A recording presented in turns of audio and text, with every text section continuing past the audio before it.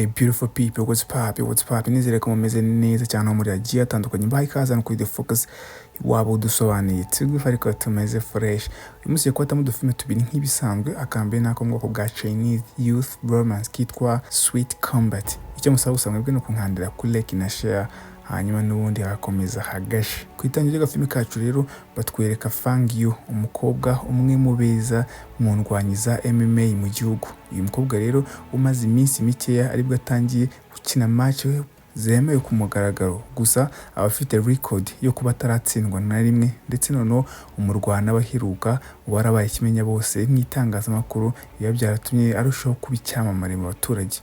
Gusa mu mashusho ya kera bahita batwereka uyu Fang Yu ariko bwira sekuru mu businessman w'umukire byatari yuko ashaka kubindwanya. Uyu mukobwa rero ubu warakuze nk'umuryango, bazi yuko azaza gufasha muri business z'imiryango, akibibwira sekuru yarababaye byadanje. Amashusho rero ahita akomeza atwereka undi mutipe ukiri muto witwa Ming Tian uba wibera muri Macau. Uyu mutipe rero aba yifite utwana tubiri bavukana, agahungu n'agakobwa, ari natwo baba babana, ndetse tuno twana Ming Tian niwe ugomba kuturera, tuba ari inshingano ze, cyane yuko mama wabo aba yarabataye akigira imihanda, ndetse na papa wabo aba yaherutse kwitaba Imana. Gusa karumuna ka Ming Tian kaba gakunda kureba ya mirwano ya MMA kuri televiziyo, ndetse indwanyi kaba gakunda bya danje, aba ari wa mukobwa twatangiranye Fang Yu, ndetse kaba gakunda kumwita izina rya Queen, kugira ngo arebe ko yakorera udufaranga twatuma atunga twatwana abaruta. Ming Tian biba byaramusabye kuva muri kaminuza akayihorera, akajya gutangira kwihinga akora akazi ko kudelivaringa ibyo kurya muri restaurant yaho ngaho muri quartier nyine, akabijyana ku bakiriya. Gusa kano kanya Ming Tian n'ubu ngubu abakora ibishoboka byose kugira ngo arebe yuko yashaka byibuza kaminuza yazamukubita scholarship akazajya yishyuraho makeya, cyangwa se ikanamwishyurira yose. Umunsi umwe rero ku kazi Ming Tian bamusabye kudelivaringa ibyo kurya kuri umwe mu barimu bigisha karate baho ngaho muri quartier. Gusa ako kazi ntawe kaba koroshye kubera ko aho hantu babimusaba iminota byuza 20 kugira ngo ahagere, kandi uwo mumetero watanze komande we aho yavuze ko ashaka ibyo kurya ngo bitarenze iminota 15. Muri iyi pressure rero nk'umumene usanzwe umenyereye quartier, Ming Tian yatangiye gukata akagare ke byatari, bita bigaragaza yuko uyu mujyama abazi utuvene twinshi, ari nabyo bimufasha gukora akazi ke neza. Igihe rero neza yaburaga aho gatoya ngo akagere, yagize gutya abona babadamu bacuruza imbuto ku muhanda, wari ufite ikigare cyari kiri kumumanukana n'imbuto ziri kugenda zitakara. Utipe rero yavuye ku gare atangira kugenda amufasha, ariko none ikigare cyageze na wa mugore kiramwe akagitangira kumanuka mu muhanda wose. Ariko muri kano kanya ni nabwo yandwanye muri MMA Fang Yu nawe yarageze aho ngaho, abibonye cya kigare kimugezeho yagikubise umugeri kugira ngo kidakomeza kwiruka kijya imbere, ariko umugeri we niwo wabaye mubi kubera yuko n'ubundi yahise cyangiza n'imbuto zose, kurenza uko yari kukiba kikajya imbere wenda cyari gusaguka. Uyu mukobwa rero bamusabye ngo asabe imbabazi n'umudamu. Umukobwa yahise yegera wa mudamu amukubita ku mafaranga yazambuto n'ikigare, arangije itava ngaho arigendera. Ming Tian rero yiciraguyeho kubera discipline nk'iya y'uyu mukobwa wawiyemera adashaka gusaba imbabazi kandi ahemutse. Ariko nyuma y'ibyo ngibyo yikomereza akazi ke ko kujya kudelivaringa byo kurya. Wa mukobwa Fang Yu rero we yaragiye kureba umwe mu bametere bamwigishaga mbere, aho yaraje kumwaka ubufasha kubera ukuntu aba ari gushyirwaho pressure nyinshi n'umuryango ngo ave muri bya bintu by'imirwano ya MMA yiyunga kuri business yabo. Umukobwa ntabwo abazi icyo gukora, bityo rero aba ari gushaka yuko uyu nguyu yahoze ari metere we yamufasha byibuza akamubwira umwanzuro mwiza. Gusa wa mwarimu n'ubundi yanze kugira ikintu kimwe amufasha, amubwira yuko ngo uwo mwanzuro ari umwanzuro we, ndetse nta wundi muntu wamufatira. Neza n'ako kanya rero Ming Tian nawe yahise agera aho ngaho, ahita bigaragara yuko n'ubundi umukiriya yarazaniye byo kurya aba ari uno mu metere. Igihe rero yaragiye kwinjira imbere ngo atange ibyo kurya, we na Fang Yu bararebanye, ariko utipe nagiye ijambo na rimwe avuga ati bagakobwa na discipline nkeya gusa turagira ngo warorowe. Nyuma yo kwikorera akazi ke yahise yurira akagare ahita yisubirira ku kajobu. Gusa ari mu nzira asubira andi kuri restaurant, Ming Tian yakiriye email guturuka kuri kaminuza, imwe mu zo yaplayinzeho ibiri kumubwira yuko izamuhereza scholarship ya 70% akishyurira yasigaye. Ariko ikibazo iyo kaminuza iri mu wundi mujyi, ndetse ahangaha mutipe byahise yimucanga niba yakimukana na barumuna be cyangwa akaguma no mu mujyi, cyane yuko n'abana batoya aho babiga n'ibiki byose n'abana bamenyeranye bose bari muri uno mujyi. Kugira ngo arebe ko kino kibazo yakibonera umuti, yagiye gusura isoko y'ubwenge ibiri aho ngaho mu mujyi. Aha rero yafashe igiceri atangira kubaza Sanzure ngo rimwereke inzira yahitamo. Ariko ubwo muri icyo gihe kimwe Fang Yu nawe yari ari kuri rya soko n'ubundi ku rundi ruhande, aho nawe yari gukora nk'ibyo ngibyo ari kubaza Sanzure. Nyuma yo kujugunya igiceri hejuru, bose byarangiye bafashe umwanzuro, aho Fang Yu yahisemo yuko agomba kwikomereza kariyeri ye yo kurwana muri MMA, mu gihe Ming Tian nawe ahita apanga kwimukira mu wundi mujyi ngo ajye kureba uburyo yakiga. Bose wa Ming Tian rero aba ari umwana mwiza, ntabwo ameze nk'abandi b'i Kigali, atangira kumufasha n'ibintu byo kwimuka n'iki, ndetse agahita anamurangira akazi kuri branche yindi muri wa mujyi bagiye kwimukiramo, ndetse cyenze kuri ibyo ngibyo akamutiza no kudufaranga, akamubwira tuzabunyishyura. Mu mashusho akurikiyeho rero tubona Ming Tian na twa turumuna twe bimukiye mu nzu nshyashya muri wa mujyi, ndetse iyi karitsiye nubwo utava ngo ni karitsiye ya danje aho ngaho, ariko inzu babimukiyemo iba ifitemo imbere heza, ndetse na twa twana rwose ubona yuko twahakunze, ibiza gutuma Ming Tian yishima. Dekorasiyo ya mbere rero yahise akubita muri iyo nzu ni ifoto ye akiri muto ari kumwe na master we. Aha ngaha bahise bakomeza baduhishurira yuko ngo kera yahoze akina ibintu by'iteramakofi ari kumwe na master we, nubwo nyuma yaje kurangira yitabye Imana. Nyuma y'ibingibi rero Ming Tian yajyanye twa turumuna twe ku ishuri rishyashya, arangije nawe ahita yerekeza mu kazi gashyashya ka KFC bari bamushyizemo. Nyuma rero avuye mu by'akazi, noneho yaje kujya kuri kaminuza bwa mbere na mbere nk'uko yari yaje kwiga nyine. Iyi kaminuza rero abashyizwemo kwigamo aba ari imwe muri kaminuza nziza muri uyu mujyi wa Zhengzhou. Gusa mbere h'uyu mwaka yuko aza kwigamo, ino kaminuza iba yarahoze yigamo abakobwa bonyine, ndetse kano kanya Ming Tian aba ari umwe mu bahungu bakeya baje kwiga muri ino kaminuza, kubera yuko ibyo abahungu kuza kwigamo biba bifunguwe muri uno mwaka. Ariko Rotipe ageze ku irembo ryayo yahise abona yuko ari we muhungu wenyine uri kwinjira muri iyo kaminuza, abakobwa ari nk'amajana. Aha ngaha niho abahungu banjye baba bayishakiramo bakabyara. Akibona abakobwa bonyine rero Mutipe yatangiye kwibaza ko ashobora kuba yaribeshye mu iretire bamwandikiye akaza muri kaminuza y'abakobwa gusa, kubera ko nta mujyamo n'umwe bari kubona. Ndetse n'udukobwa tuba turi kuza tuba twatangiye kurangara kubona hagiye kuza kwiga Mutipe. Noneho ikirenze kuri ibyo ngibyo aba ari ni bogari twarangaye tuvuga ati cyakoze. Gusa bitunguranye yagonganye na Xiaomi, umukobwa wenda kumera nk'umuhungu nawe wari umunyeshuri muri iyo kaminuza ukunda ibintu bya boxi, wari kwigendera kuri skate. Ming Tian rero yagonganye nawe amwibeshya agira ngo ni umujama mugenzi we, aho yatangira kubwira uno mukobwa ngo uburyo yishimiye kuba abonye umuhungu mugenzi we bagiye gufatanya kuhatwika muri kaminuza. Gusa akujya mu kazi yami kamubwiye kari agakobwa kahise gafata bwa bubano bw'abakobwa kahita kazamura umusatsi gashyiramo, kahita kanamwibwira. Rotipe ubonye ko ari agakobwa ahita gasaba imbabazi tumumva barimo kabyaramo. Nyuma y'ibyo ngibyo kahita kigira kuri skate karongera karigendera.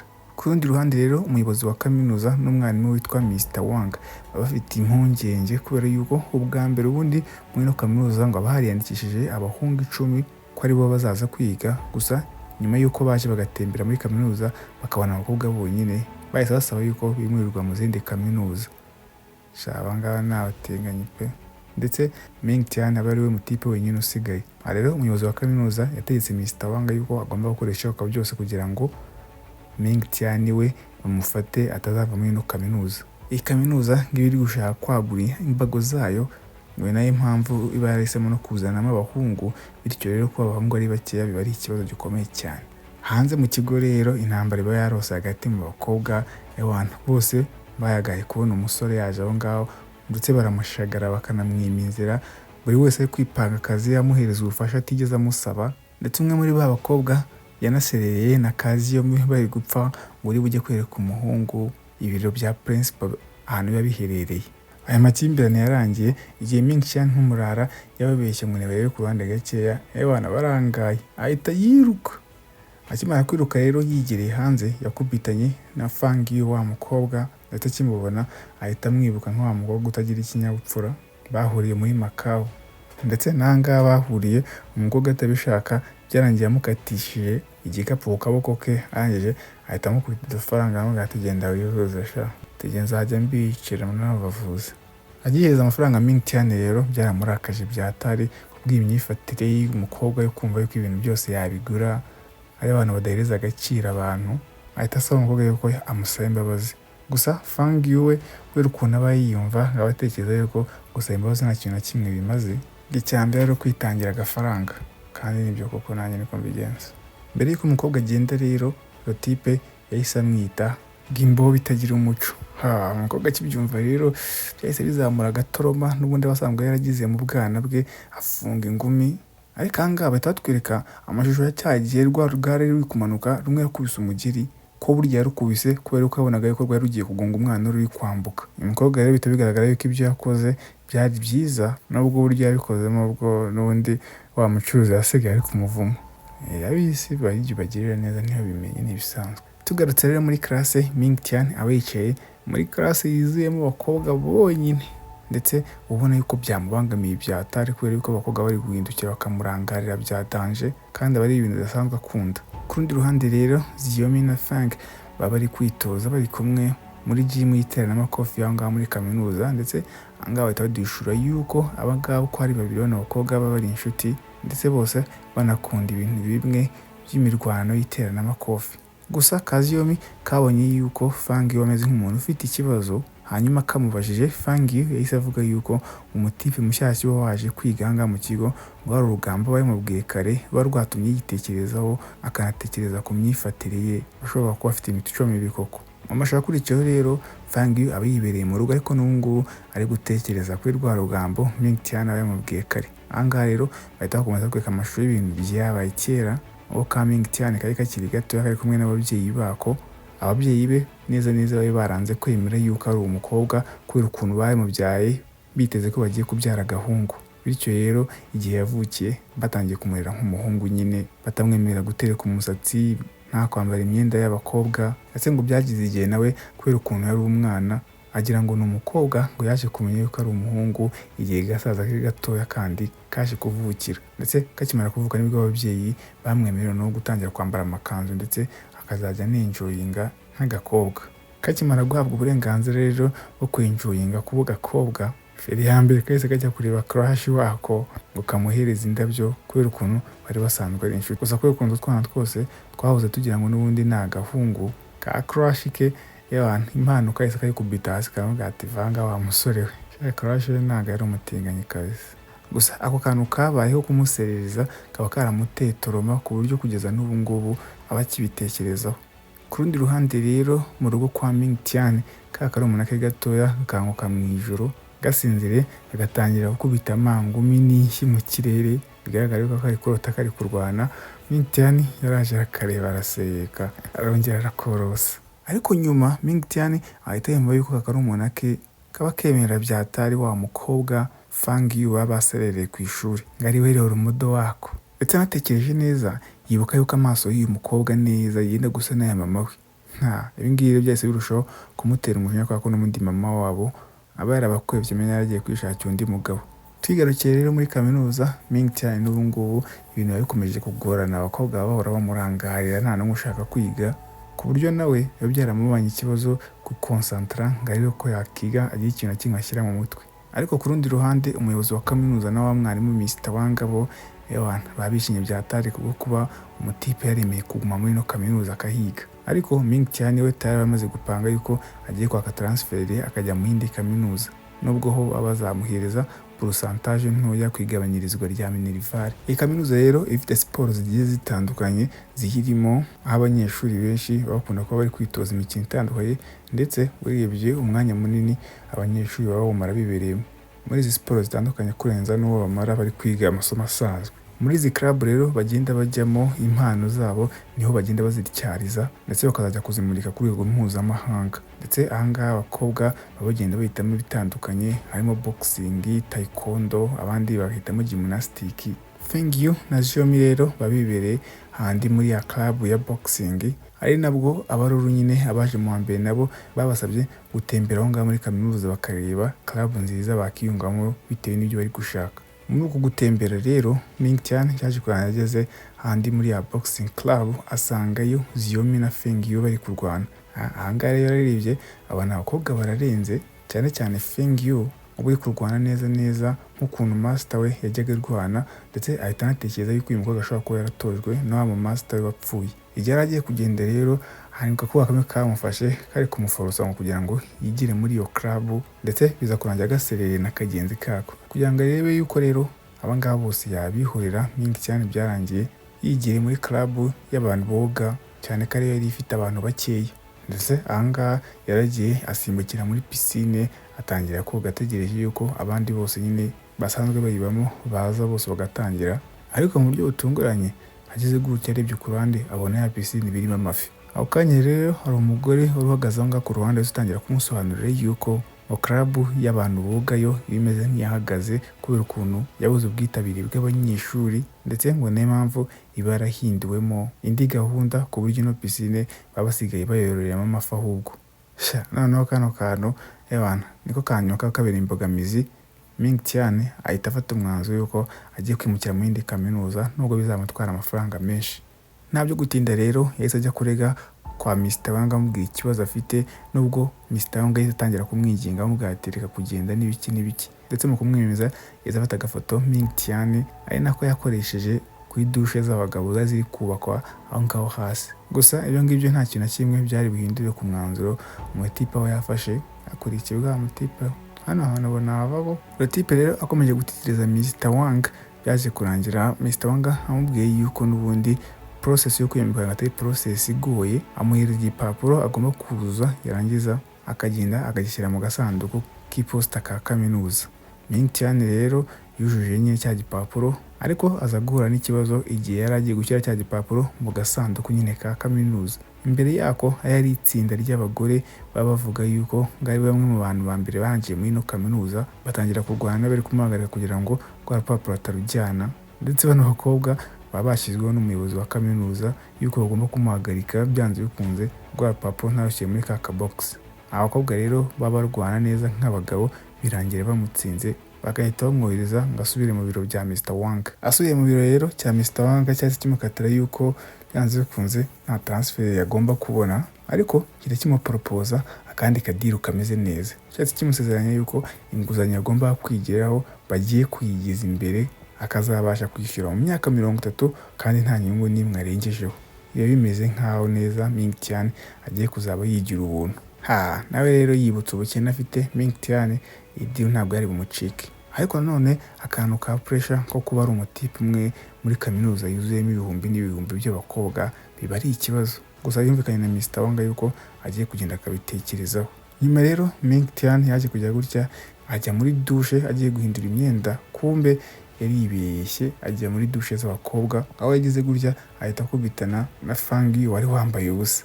Fang Yu nk'indwanyi yahise amukubita umugeri mubi cyane, agatipe kikubita hasi. Urutipe rero yahise ahaguruka batangira gutongana, ari nabwo kazi yombi kahise kinjiramo ngaho kababonanye, bahita kavuga ati byanze bikunze ubu hamaze gushya. Ariko abonye batangiye kumukekera ibindi, urutipe yahise yikubita avaho ngaho aragenda. Mu mashusho akurikiyeho rero tubona Xiaomi na Fang Yu bari kumwe n'itsinda ry'abanzi b'abakobwa biga muri class ya taekwondo. Bose baba bari ahacururizwa ice cream, bari kuburana ku muntu ugiye gufata agakombe ka ice cream kanyuma kaba gasigaye. Ku rundi ruhande rero Ming Tian aba yibereye muri za hasoze ari kuderivinga ibiryo, aho yagize gutya abona icyana kinyuzura gifasha akana kikamereye nabi. Yagize gutya rero afashe akana atambika igare, bya byanje ashaka kanyuzura bimera nkaho bibuza aho bica. Gusa umwana amaze kugenda birangira Ming Tian ari we bicakiye, bita bimutwara ahantu ku kibuga, bitangira kumukanga kugeza igihe abakobwa babiga kuri ya kaminuza bahagereye. Abakobwa rero bacyagera bashatse gukemura icyo kibazo mu buryo bwo kumvikana bavuga, gusa igihe bya bitipe byatangiye kubakorakoraho byabapinze ngo ni abakobwa bahise bafunga ibipfunsi batangira kubitimbagura babihereza isomo. Nyuma mu Rwanda udasanzwe rero na Ming Tian bagafashanya, bya bitipe byaje kurangira babyirukanye barabisohora.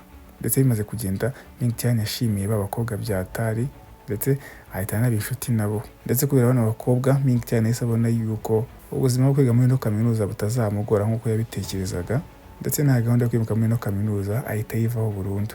Aravuga ati n'ubundi kamagumi azajya hashya. Ndetse guhera ku munsi ukurikiyeho yahise agenda yemera ya deal ya Mr. Wang. Ibintu byashimishije abamwarimu byatari, ndetse hamwe n'izi nshuti nshyashya bamaze kubona Ming Tian ahita avuga ati nizere ko byibuza iyi myaka ine ngiye kwiga aha ngaha hagiye gukomeza hashya n'iki ya so sapa gufi kacu kuri munsi nakanje nizere ko kabashimishije. Aka kitwaga Sweet Combat. Twege turi the focus until next time. Peace out. Dukomeje kuri filime ya kabiri rero yo mu bwoko bwa Japanese splatter yitwa The Machine Girl. Oye nkanda kureka inashana wundi hahire rimwe. Kwitangira ry'iyi filime rero tubona hari abanyeshuri benshi bari kunyuzura undi munyeshuri mugenzi wabo bari bafashe bombe bamushyira ku mutwe bari kuyipima ibyuma. Ariko ibintu bitabigaragara yuko aba ari ibintu bibi cyane kuko icyuma cyashobora kugusha pome kigahita cyica umwana. Bari muri ubu kunyuzura rero ryatsinda ry'ababyana ryarogowe n'akana k'ubukobwa kitwa Ami kahise kageraho karabahagarika ndetse gatangira kuvugira uyu mwana, ndetse agakobwa kahise gakuraho ifoto yako na musaza wako witwa Yu witabye Imana ngo nawe wazize ibintu nk'ibi ngibi byo kunyuzurwa. Ndetse yonde kirenze bino byana bimwe nibyo biba byaranyuzuye umusaza we kugeza apfuye. Biba byarabigize imikino bibona ngo ari ibintu biraho ngaho bishimishije kugeza igihe byiciye umuntu. Ariko ibi byana biba ari ntumva nta nubwo bikunda uburyo kana kuba kaje ngo kubashyanukaho kababwirwa bugambo. Ndetse umuyobozi wa byana ahita ashaka kwataka umukobwa azamura icyuma, ariko Amy yahise akuramo akuma kameze nka nanjoro ahita akata cyana akaboko amasegonda make cyane. Ndetse byana bindi byahise bigira ubwoba bitangira gushaka kujya kwiruka ngo bihunge, ariko neza muri ako kanya Amy nibwo yise yerekana akaboko ka kabiri naho kaba karacitse. Ibyana ahita bivuga ati byanze bikunze umuntu afite akaboko tugiye kumukubita tumwice. Nabyo rero byahise bikoresha ibyuma bijugutiwe umukobwa, ariko Amy arabikwepa bya byuma ndetse ahita akuraho machine gun ayikubita kuri akaboko kaho karacitse ko ku ruhande ewana abivomerezamo amasasu bya byana byose arabyica.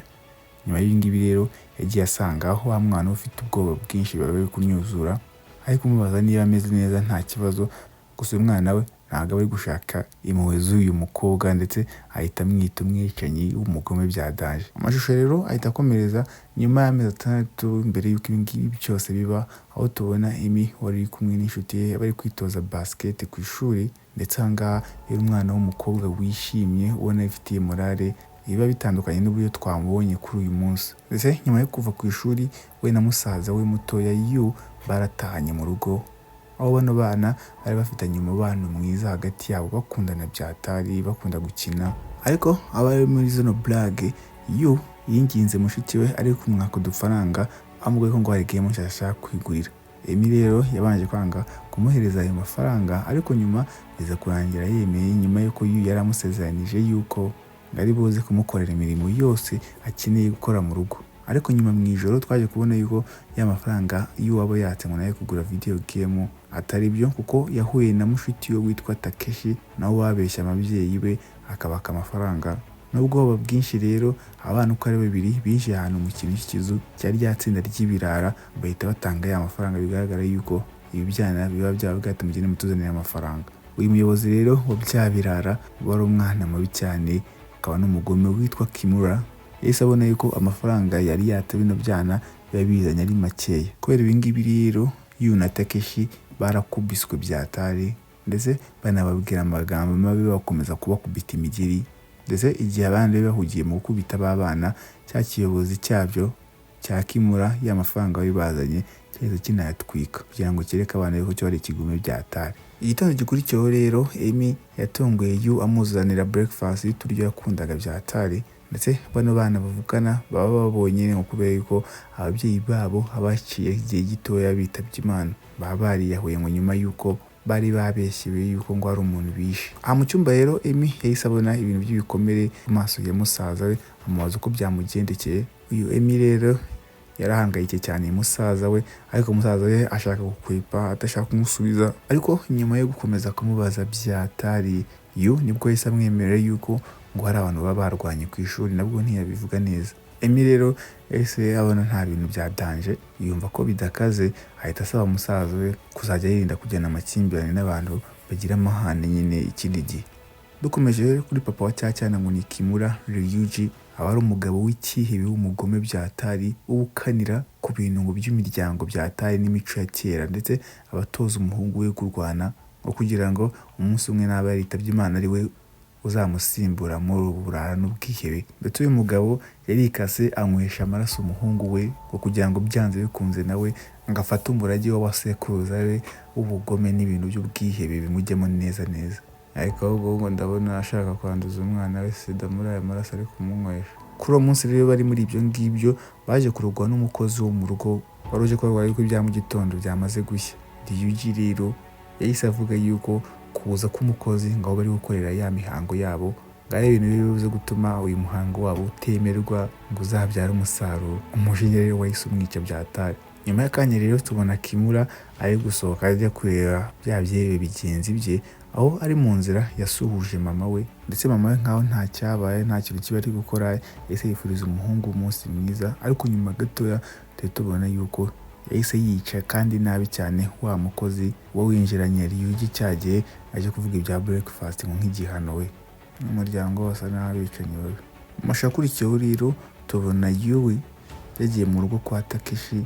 Abana bari bahuye ariko mama wa Takeshi yaraje atangira kubwira nabi Yui amusaba kujya kure ngo y'umuhungu we, cyane yuko ngo ababyeyi ba Yui baba barisha abantu nubwo bababeshyeraga we bari kuvuga ko adashaka kubona umuhungu we ari kugendana n'umwana bikekwa yuko ababyeyi bashobora kuba barisha ubuntu. Ariko abana birengagiza ibyo ariko abagabo barigendera bikomeza ibintu byabo. Nyuma y'akanya ibingibi bibaye rero Emi n'inshuti ye babibereye hanze y'ishuri aho bavuye gukora imyitozo ya basket, bari kugenda gake gake biganirira. Bagiye gutya babona Yu na Takeshi birukanka mu muhanda. Nyuma y'amasegonda make cyane bakurikiwe na Kimura na bya binyeshuri bigenzi bye aho byagiye biranabatega. Emi rero akimara kubona yuko musaza we tayari bari mu byago yahise yirukanka kugira ngo arebe ko yajya gutabara, gusa mbere yuko yagera aho musaza we bamutegeye nawe yahise ahagarikwa n'ibigabo bitatu byari byibereye mu bintu by'ubuhehesi bikuvuga ati kano kanyogwe, ndetse biba bitekereza yuko kwa karakana atari buze kubagora bajye bugafata ku ngufu. Gusa nyuma y'akanya gatoya Emi yirwanyeho byatari abakubita amangume abagabo bose basigara intere. Ku rundi ruhande rero muri bwa bwisho aho Kimura na bagenzi be bakunda kuba bari tayari baba bamaze gufata Takeshi na Yu bari kubaka n'amafaranga menshi, kandi bano bana tayari baba baramaze kubakamuramo ikintu cyitwa Leja de Poche n'utundi dufaranga twose babona. Nta kintu kimwe baba basigaranye kabisa. Kimura rero bakimara kumukatira nibwo yatangiye kubwira nabi babana, anatangira gusebya Emi mushiki wa Yu ibintu bitera umujinya cyane. Yu agahita ahagarara no kugira ngo nawe arebe ko yakirwanaho bareke gukomeza kumusebereza mushiki we. Arahaguruka ngo agiye kwataka Kimura, ariko Kimura yahise amukwepa bimworoheye cyane, ndetse biza kurangira Kimura n'aba bagenzi be bafashe Yu bamuhanura hejuru ya etaje. We na Takeshi bose bikubita hasi barapfa. Ndetse igihe Emi yagiye kuhagerera yasanze tayari umurambo wa musaza we hasi, ndetse ako kanya agahinda karamufata atangira kuvuza induru kubera uburibwe bwo kubura umuntu wenyine yakundaga mu buzima bwe. Nyuma y'iminsi mike rero ibingibi bibaye, Emi yishatsemo courage zose ajya mu rugo kwa Takeshi aho yaragiye kubwira condoléance mama ye nawe arabuze umuhungu we. Gusa akihagera mama wa Takeshi Miki yatangiye gushyira amakosa kuri uyu mukobwa no kuri Yu kuko bari bo bateje urupfu rw'umuhungu. Ndetse kwa cyana baba barisha umuntu kubera ukuntu aba ari abantu bakomeye. Ikirego ngo biba byarangiye handitswe yuko ngo ari abana biyahuye ku bushake nta kibazo atari ubwicanyi. N'uyu Miki ntabwo aba abizi. Gusa Emi yashatse kugerageza kubwira uyu Miki n'umugabo we Sugu yuko babana baba barishwe n'abandi bana bigana. Gusa Miki usanzwe yifitiye ikintu cy'uburakari ntabwo ari muri mood yo kumva. Ibyo birabaye rero nyuma yisubiriye mu rugo Emi atangira kureba bimwe mu bintu umuvandimwe we yarabitse, aho yaje kujya gutya agwa ku kantu k'agatabo umusaza we yandikagamo ibintu byose byamubabazaga.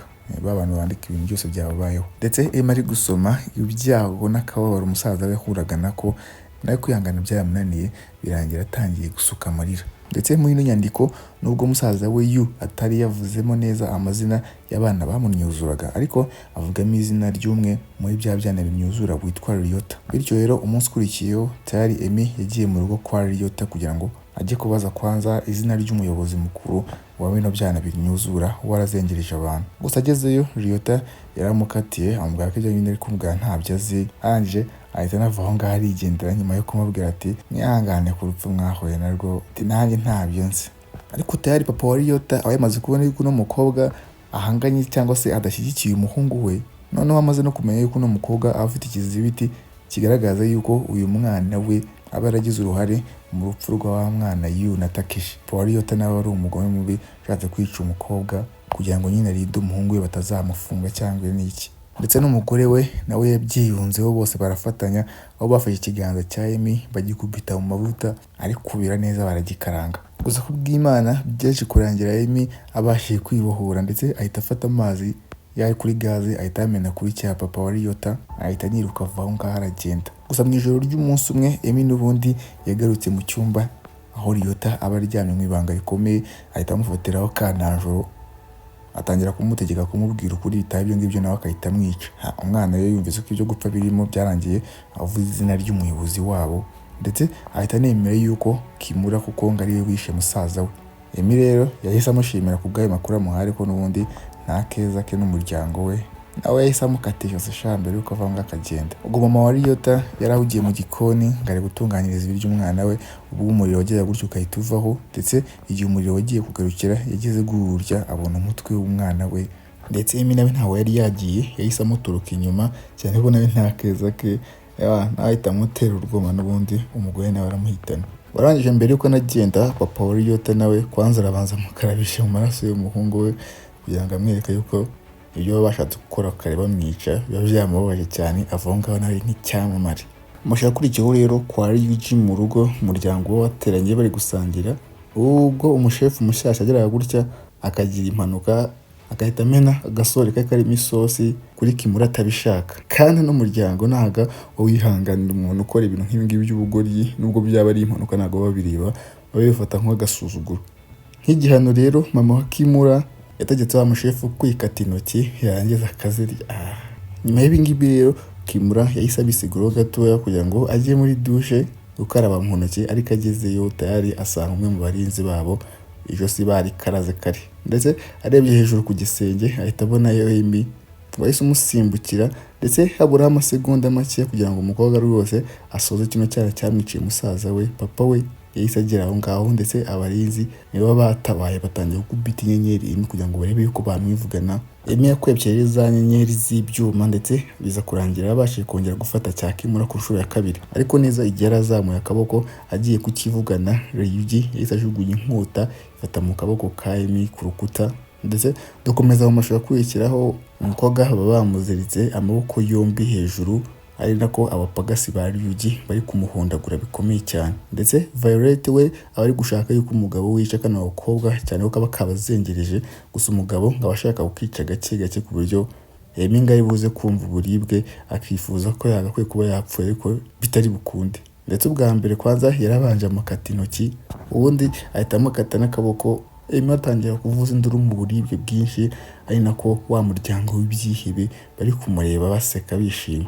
Nyuma y'akanya rero ibi ngibi bibaye, umuryango wohereje umwe mu bapagasi ngo n'ubundi ajye kwica abakobwa abirangize byose, ariko Emi n'ubwenge bwinshi yagotesheje cya kirinzi igihe cyagishyize umutwe mu maguru ngo kigiye kurunguruka n'iki ahita akigubanya akoresheje amaguru agifatiramo ahita akica. Ndetse igitondo gikurikiraho nibwo abantu bose babonye urupfu rw'wa murinzi, ndetse batabona yuko Emi aba yamaze gucika. Violet rero umujinya waramwishe atangira gutuka umugabo we ukubwo batarisha umukobwa igihe yari afite amahirwe. Hanyuma Emi nawe wari umaze gucika, nta handi hantu hamwe ho kwerekeza yari afite usibye kujya mu rugo kwa Takeshi kugira ngo arebe ko ababyeyi ba Takeshi byibuza bamwumva. Ndetse ababyeyi ba Takeshi basanze umukobwa yahwereye ku muryango wabo, bahita bihutira kumushyiramo imbere mu nzu, ndetse barabanza baramupfuka handi ku kaboko aho bari bagaciriye. Ndetse kuko baramufashije, nyuma y'ibyumweru bikeya tubona yuko umukobwa yari yamaze neza gukira fresh. Hanyuma noneho ahangaha ni nabwo abwira Miki impamvu yateje urupfu rw'umuhungu we, amubwira yuko ari abana bigana bamwishe na famiye bafatanije, nabo bivugane babantu babahekuye. Hanyuma abagore uko ari babiri bose batangira gufata imyitozo ya danje kugira ngo bazahangane na ya famiye y'ibyihebe. Ndetse umugabo wa Miki rero uba ari n'umuhanga cyane mu bintu bya mekanike, abashaka guhindura ka kaboko ka Miki bakasemo kabiri, abashaka kugahinduramo intwaro ya danje, bityo akora machine gun nziza cyane agomba kuzajya yinjiza muri ka kaboko k'igice ikamufasha kwivugana abanzi. Nyuma y'iminsi mike rero bari gukora imyitozo ya danje, Miki yagiye hafi n'ahandi mu rugo kwa Ryuji kugira ngo ajye kuneka amenye amakuru n'uburyo byifashe, ariko hageze asanga ngo Ryuji n'umuryango we ngo barimutse muri ino nzu, ndetse mu bantu bari aho ngaho hafi bose nta n'umwe uzi ngo bimukiye hihe. Gusa Mickey ari kuva aho ngaho asubira mu rugo ntabwo arazi yuko umwe mu bapagasi ba Ryuji aba ari kumuneka ahubwo nawe, ndetse nyuma Mickey yageze mu rugo nyine ubwo abwira Emi ibyo bamubwiye yuko abarara bamaze kwimuka nta n'umwe uzi aho bahungiye. Bakiri kuganira rero ku cyo bagiye gukora ngo bashake babarara, byarangiye ahubwo aribo baguye igitumo barabataka. Ryuji yari yohereje abapagasi benshi, ariko kubera ko kano kanya bano bagore bamaze iminsi bari kwitoza ibintu nk'ibi ngibi nabo babasha kwirwanaho, ndetse Emi ahita akubitamo ya mashini gani yo hamukanisha aba yaramukoreye agatangira kuvumereza amasasu muri bapagasi bose, abenshi akabica ndetse aho ngaho agahinduka amaraso byatari. Ariko muri aka kavuyo ko kuhangana no kwicana n'abarara, wa mugabo wa Mickey w'umukanishi nawe birangira abanzi bamwivuganiyemo. Bamwe mu bapagasi rero bari bakiri aho ngaho kubera gutinya ya mashini gani nabo bashatse kwiruka ngo barebe ko bahunga, ariko biza kurangira ba Mickey bafashemo kimwe kugira ngo bakibaze amakuru y'ahantu baba bakirereye.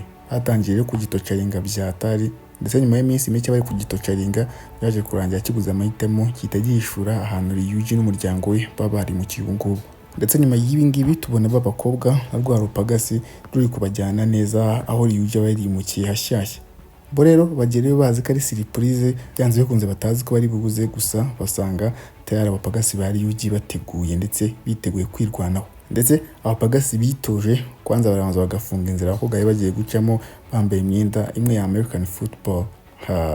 Bakimara kwipanga rero umurwano wararose hagati ya matsinda uko ari abiri, hanyuma abakobwa nabo batangira kwirwanaho bakoresheje za tekinike na za mbunda bamaze iminsi bitoza. Se byarana bakundiye abakobwa babasha gutsinda baba Karitasi umwe ku umwe bagenda babica. Bose rero abonye ko abapagasi benda kubamara, Ryuji nawe yahise yinjirira mu murwano n'intwaro ye, aho yifashe ayitunga Emi, ariko ako kanya Mickey ahita asimbukira mu cyerekezo cye. Kubera ibi ngibi rero akaguru ka Mickey kafashwe muri cya gitwaro ndetse karakomereka bikomeye cyane, gatangira kuva amaraso. Ari nako Mickey avuze induru mu buribwe bwinshi, gusa yanga kuva ku bintu, akomeza gutera courage Emi yo kugira ngo yivugane abandi baba basigaye ndetse n'imyitozo yabo bakoze bayiheshe ishema. Emi rero nawe bakimara kumutera kano ka courage yahise avayo aza guhangana na cya Ryuji mwenyewe, ariko agisiga Mickey wenyine.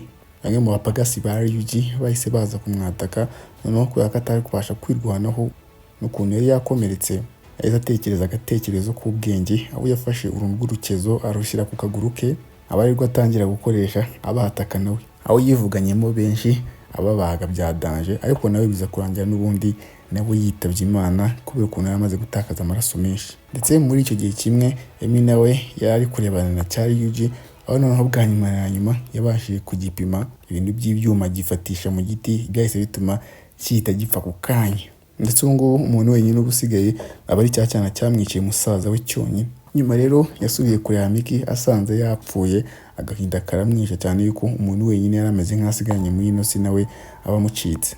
Ariko hamwe n'iyumvuje noneho wahise wikuba gushaka kwihorera, yahise afata urukezo atangira kugenda agana ahantu cya cyana ngo ni Kimura cyo kiri. Akinjira rero mu nzu bwa mbere yabanje gukubitana na Violette umugore wa Ryuji, hanyuma umukobwa nta gutindiganya ahita ajya kwataka umukobwa akoresheje rwa rukezo, gusa yatunguwe no uyu mugore nawe abatoroshye. Ndetse Violette nawe yahise akuramo ko hejuru, aho tubona yuko intwaro ye ya danger aba ari ikintu kimeze nk'isutiye ariko kirimo ibintu by'ibyuma bigenda bikubaga bya danger iyo umwegereye, sutiye y'icyuma. Ndetse uyu mugore yahise ahobera Emi, ibyatumye amaraso atangira byajyuma biri kumwinjiramo, ndetse haburaga amasegonda make cyane kugira ngo Emi yitabe Imana, aribwo yahise akora inyuma ya sutiye y'icyuma ahita atezamo ikibazo cya tekinike. Hanyuma cya cyana cye muri Kimura kibonye yuko mama wacyo ibintu bitangiye kwanga, cyagiye kimusanga, ariko Emi utarashira mu mwuka ahita gikata umutwe nacyo baragisoje. Ndetse nyuma y'umwana yahise yunyuguza na Violette mama we, hanyuma bwa nyuma na nyuma ababashije kwihorera. Nyuma y'ibi ngibi rero yatangiye kubwira roho ya musaza we yabonaga imuhagaze imbere yuko ibintu byose no byarangiye, ndetse nayo itangira kumukomera amashyi mu gati cyaza. Ariko menye amashyi ari gukoma ari uko ino filime ibirangiye dore no kwihorera byonyine. That's what's up. Filime kacu ka kabiri nanga kanongera nizere ko kabashimishije.